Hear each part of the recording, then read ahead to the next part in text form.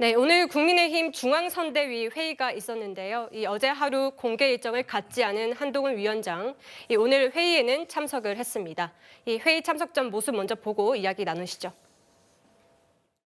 정책의 묘책이 없습니다. 대신 진심을 가지고 시민을 위한 정치를 계속하는 것이죠. 민주당의 모든 정책, 그리고 민주당은 굉장히 여러 개 위원회를 두고 있죠. 근데 결국은 다 정부를 끝장내자, 그리고 난장판을 치자. 저희는 그래서는 안 된다. 그런 혼란이 있어서는 나라가 전진할 수 없다는 점을 설명드리면서 금융투자세 폐지 같은 좋은 정책들을 국민들께 계속 설명하겠습니다. 저희도 민생과 경제라는 중요한 부분에 대한 설명도 게을리하지 않겠습니다. 네, 정광재 대변인님, 사실 이 한동훈 위원장이 주말 동안 굉장히 열심히 지역을 돌아다닐 것으로 예상이 됐는데 어제 하루 동안의 일정을 잡지 않았습니다. 네. 그러면서 지금 이 정책을 들고 나왔는데 금융투자세를 들고 나왔어요. 네. 이 정책을 왜 들고 나온 겁니까?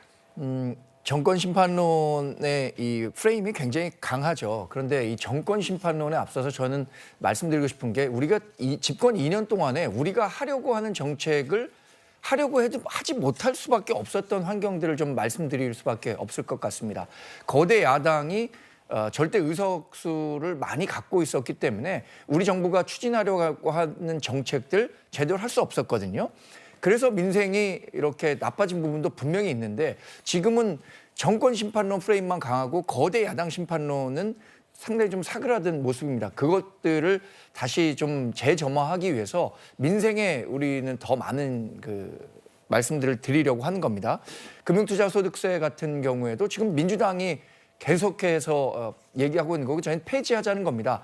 1,400만 명이 주식 투자를 하고 있습니다. 네. 우리가 근로자이면서 동시에 투자자인 경우인데 이 세금과 관련한 문제에 있어서 지나치게 많은 세금을 매길 경우에 민생이 어려워진다는 건 당연한 얘기잖아요. 금융투자소득세를 우리가 일당이 될 경우엔 반드시 폐지하겠다라는 말씀을 드린 거고 경제특위 이번에 구축하면서 두 분의 전직 경제부총리를 모시고 경제정책과도 더 많은 말씀을 드리겠다라는 게 우리의 정책적인 또 이번 선거에 임하는 방침이라고 말씀드리겠습니다. 네, 지금 금융투자세가 이 주식, 채권, 펀드, 파생상품 등 이 금융투자로 이 5천만 원 이상의 소득을 올린 투자자가 내는 세금인 건데 이 사실상 2030 세대가 이 투자를 많이 하다 보니까 이 젊은 중도층을 노린 그런 정책 아니냐 이런 얘기도 나오거든요. 이게 1989년도에 대만이 회의에서 나온 얘기지만 양도소득세라고 주식 양도소득세를 부과한 다음에 지수가 40% 급락하는 일이 있었습니다. 네.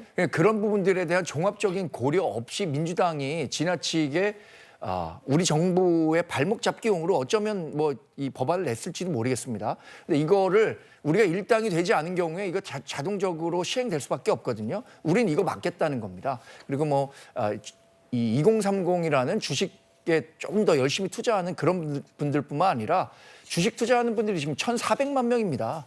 대다수 국민에게 영향을 미칠 수 있는 사안이라고 생각해서 저희가 문제를 제기하는 겁니다.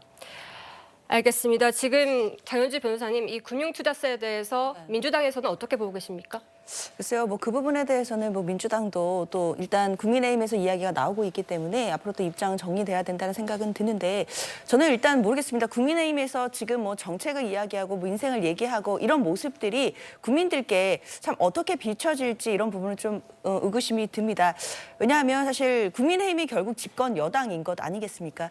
윤석열 대통령이 지금 대통령이 취임하고 이 정부가 들어온 지 지금 2년 가까이 되고 있는데 그 동안에 민생과 그리고 물가 정말 어려워지고 있습니다. 이런 과정에서 매일매일 장을 봐야 되는 우리 시민들께서는 정말 물가가 너무나 비싸기 때문에 장 보기가 어렵다, 장 보기 무섭다 이런 말도 지금 나오고 있거든요. 그런 상황에서 그동안 2년 동안 제대로 일을 못한 것이 야당 때문이었다라는 말씀을 하시지만 과연 그 말씀에 얼마나 많은 국민들이 공감하실지는 의문이 듭니다. 결국 본인들의 어떤 실정을 야당에게 탓을 돌리는 것으로 비춰진다면 결국 집권 여당이 또는 윤석열 정부가 굉장히 무책임해 보일 수 있겠다라는 생각도 들거든요.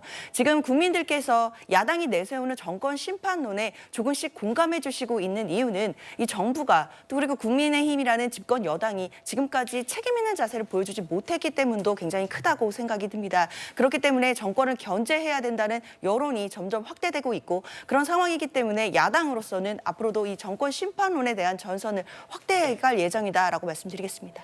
네. 근데 정권 심판 말고 그러면 그 거대 야당 의석을 가지고 있는 민주당은 이 국민의 그 물가 고통을 줄이기 위해서 어떤 정책을 준비하고 계신가요? 만약 또 다시 일당이 되거나 과반 의석이 넘는다라면 어떤 법안과 어떤 정책으로 국민의 삶을 나아지게 할 것인가요?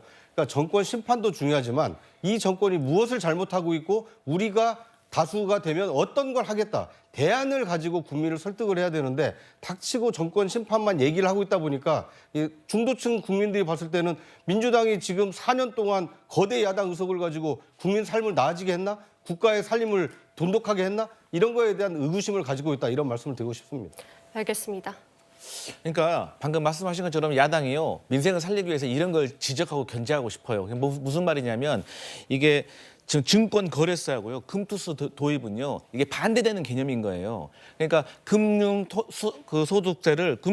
소득세를 이것을 폐지하는 것을 골자로 해서 금융 거래세를 인하를 해준 거예요. 이건 무슨 뜻이냐? 둥근 사각형하고 똑같은 거예요. 그러니까 젊은 세대들이 주식 거래를 많이 하기 때문에 거래할 때마다 생기는 그 수수료를 낮춰주고 또 대신에 금융 소득세를 폐지하는 것이 맞는 양립할 수 있는 건데 이것을 양립할 수 없는 걸 같이 동시에 진행을 한다고 하니까 이게 말이 안 맞는 거고 이와 관련해 가지고 세수가 2조가 줄 수가 있어요. 근데 윤석열 정부 재정 건전성 계속해서 주장하고 있는데 아니 돈을 많이 안 쓰는 것도 중요하지만 제대로 걷는 것도 중요하잖아요. 그래서 이런 것들은 조금 문제가 있어서 야당이 민생에 대해서 이런 것들을 지적하는 것도 민생을 살리는 길 중에 하나다 이런 말씀 드리고 싶습니다.